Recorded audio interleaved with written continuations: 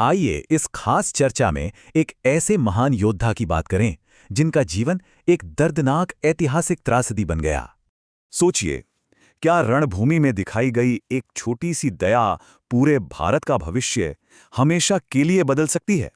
वे शब्द भेदी बाण के उस्ताद थे, मतलब बिना देखे सिर्फ आवाज सुनकर अचूक निशाना लगाने की जादुई कला।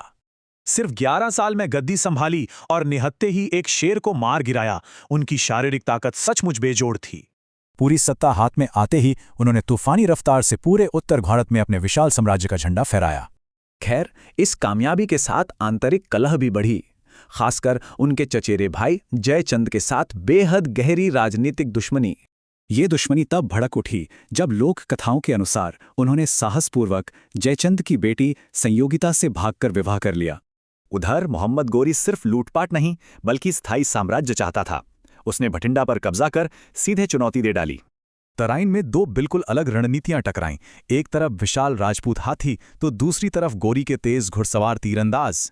पहले युद्ध में राजपूतों के सीधे हमलों और हाथियों ने गोरी की सेना को पूरी तरह कुचल कर रख दिया। लेकिन यहीं एक बहुत बड़ी भूल हुई, अत्यधिक दया। कहा जाता है चौहान ने गोरी को 16 बार जीवन दान दिया। इसी इतिहासकार पृथ्वीराज सिंड्रोम कहते हैं, एक ऐसी स्थिति जहां अत्यधिक महानता और उदारता ही जानलेवा कमजोरी बन जाती है। ठीक अगले साल गोरी वापस लौटा, पर इस बार पारंपरिक युद्ध भूलकर उसने एक कड़े अनुशासन और धोखे की रणनीति अपनाई। शांति का नाटक और पीछे हटने के झूठे जाल से उसने राजपूत सेना को भटकाकर पूरी रात थका दिया। फिर भोर होते ही अचानक हमला। इस धोखे ने असंगठित राजपूत सेना को संभलने का कोई मौका ही नहीं दिया। पृथ्वीराज की हार और कैद से उनका साम्राज्य टूट गया, जिसने भारत में मुस्लिम शासन के स्थायी दरवाजे खोल दिए। वैसे उनका अंत आज भी विवादित है। ऐतिहासिक तथ्य और रोमांटिक लोक कथाएं दोनों बिल्कुल ही अलग अलग कहानी बयां करती हैं।